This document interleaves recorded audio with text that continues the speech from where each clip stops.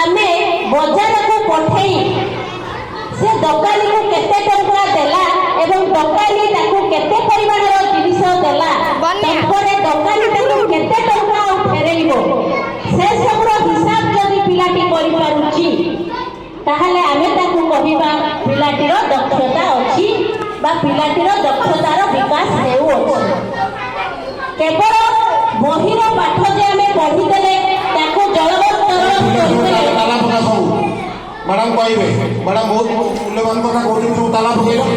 जी शुण जी party कर पछपटू ढाई ना ना जी पार्टी कर ढोल कर जोर ये साइलेंट बस जी पार्टी कर ढोल कर आपण माने देखंतु पिलाटे जदी खाली बही पढिबो ताहले तार किछि नॉलेज डेवलप हबो नाही जदी ताकू से तार परिवेश रे ताकू उपयोग न करे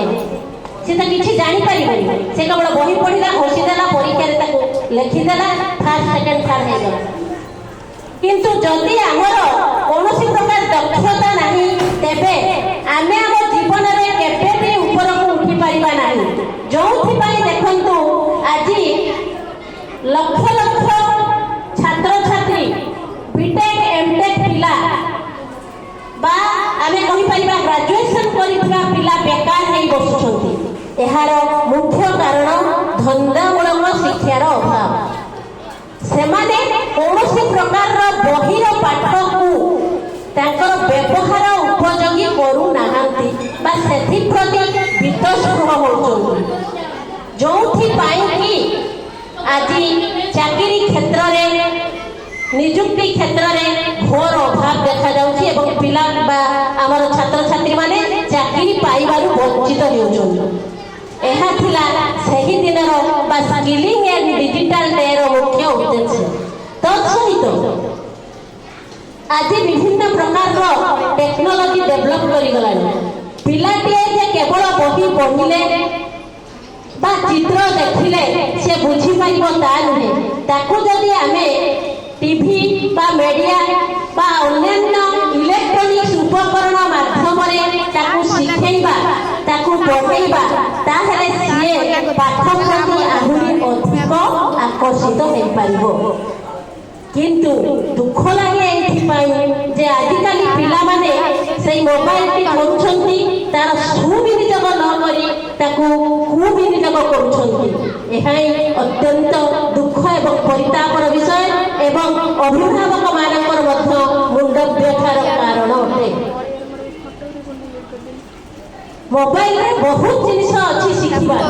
किंतु ताकू जदी आमे बाहर करी शिखिबा बा मन रे पुरेबा जे आमे एही कथा ही शिखिबा ताहले ताहा हम कार्य रे सहाय्य करिवो किंतु आमे जदी ताकू तार सुपथ रे न जाई कुपथ रे दिबा तार उल्टा दिग रे दिबा ताहले से हमको नष्ट करि दबो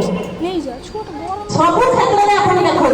आपण ए विद्युत बा इलेक्ट्रिक आमे जळौछु इलेक्ट्रिक रो सुविनियोग अछि कुविनियोग अछि परमाणु सुविनियोग अछि कुविनियोग अछि तेनु आमे जदी चाहिबु ताकू सुविनियोग करिबारे आमे बहुत किछि लाभ पाइबु किंतु आमे जदी ताकू खराब दिगरे विनियोग करिबु आमे क्षतिग्रस्त होबु आमे नुहे हमर परिवार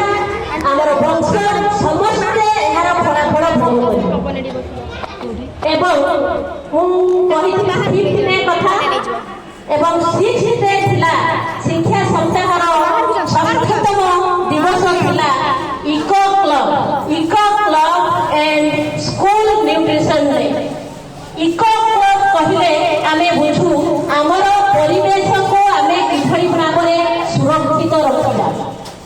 हमर परिवेश हमर प्राकृतिक संपद से गाड़िया दिबे नाही दया करे से गाड़िया एकु दिबे नाही मीटिंग सरी गला परे आपण मन पय खाद्य पर व्यवस्था अछि एवं सरकार को कार्य आपण एटु प्रसाद सेवन करि दिबे केही दिबे समस्त खाइ दिबे केही उठि जाउ तेनु हमर कहिबार कथा हेउची परिवेश को आमे किभଳି सुविनियोग करिबा परिवेश को आमे किभଳି सुस्थ रखिबा किभଳି भाबे रखि परिबा जदि आमे गछ लगेइबा जदि आमे ବର୍ଜନ କରିବା। ଯଦି ଆମେ ବର୍ଜ୍ୟବସ୍ତୁକୁ ଠିକ୍ ଭାବରେ ୟୁଟିଲାଇଜ କରିବା ତେବେ ଯାଇ ଆମେ ଆମର ପରିବେଶକୁ ସୁରକ୍ଷିତ ରଖିପାରିବା, ଯାହାଦ୍ୱାରା ଆମର ଉତ୍ତର ପିଢ଼ି ମାନେ ମଧ୍ୟ ଠିକ୍ ଭାବରେ ଚଳିପାରିବେ। ନହେଲେ ସେମାନେ ମଧ୍ୟ ଅଣନିଶ୍ୱାସୀ ହୋଇ ନିଶ୍ଚୟ ମାନେ ଦୁନିଆରୁ ବିଦାୟ ନେବେ। ଏହାର କାରଣ ଆମେ ଯଦି ଗଛ ଲଗେଇବା ନାହିଁ ଏବଂ ଗଛ ହାଣିବା ତାହେଲେ କ'ଣ ହେଉଛି ନା ଅଙ୍ଗାରକାମ୍ଳ ଗ୍ୟାସର ପରିମାଣ ବଢ଼ି ଯାଉଛି, ଅମ୍ଳଜାନର ପରିମାଣ କମି ଯାଉଛି, ଯୋଉଟାକି ଯୋଉ ଅମ୍ଳଜାନ ଆମ ପାଇଁ ଅମୃତ ତୁଲ୍ୟ ବା ଆମେ ସେହି ଅମ୍ଳଜାନକୁ ନେଇ ବଞ୍ଚୁଛୁ। ଯଦି ଅଙ୍ଗାରକାମ୍ଳ ଗ୍ୟାସର ପରିମାଣ ବଢ଼ିଗଲା ତ ବାୟୁମଣ୍ଡଳ ପୁରା ଦୂଷିତ ହୋଇଯିବ, ଆମର ଉତ୍ତର ପିଢ଼ି ବଞ୍ଚିବା ପାଇଁ ବି ସକ୍ଷମ ହୋଇପାରିବେ ନାହିଁ। ଆଜି ଆପଣମାନେ ଦେଖନ୍ତୁ କୌଣସି ଗ୍ରହରେ ମନୁଷ୍ୟ ବସତି ବା ଜୀବଜଗତ ସ୍ଥାପନ ହୋଇପାରୁନାହିଁ, କେବଳ ପୃଥିବୀ ଗ୍ରହରେ କାହିଁକି ସ୍ଥାପନ ହୋଇପାରୁଛି? ତାର କାରଣ ପୃଥିବୀରେ ଆମ ବଞ୍ଚିଲା ଭଳିଆ ବା ଜୀବଜଗତ ତିଷ୍ଠି ରହିଲା ଭଳିଆ ପରିବେଶ ରହିଛି, ଯୋଉଥିପାଇଁ ଆମେ ଏଠି ବଞ୍ଚି ପାରୁଛୁ। କିନ୍ତୁ ଅନ୍ୟ ଗ୍ରହରେ ତାହା ସମ୍ଭବ ନୁହେଁ। ଅନ୍ୟ ଗ୍ରହରେ ପାଣି ମିଳୁନି, ଅନ୍ୟ ଗ୍ରହରେ ଅମ୍ଳଜାନ ନାହିଁ। ତେଣୁ ଆମେ ବିଚାର କରିବା ଆମେ ବଞ୍ଚିବା ସହିତ ଆମର ଉତ୍ତର ପିଢ଼ି କିଭଳି ବଞ୍ଚିବେ, ଆମେ ସେଥିପାଇଁ ମଧ୍ୟ ଦାୟିତ୍ୱ ନେବା, ସେଟା ଆମର କର୍ତ୍ତବ୍ୟ।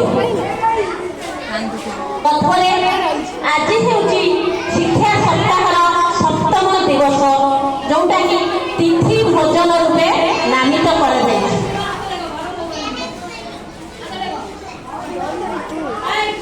ବର୍ତ୍ତମାନ ଦେଖନ୍ତୁ ଏହି ତିଥି ଭୋଜନର ମୁଖ୍ୟ ଲକ୍ଷ୍ୟ ହେଉଛି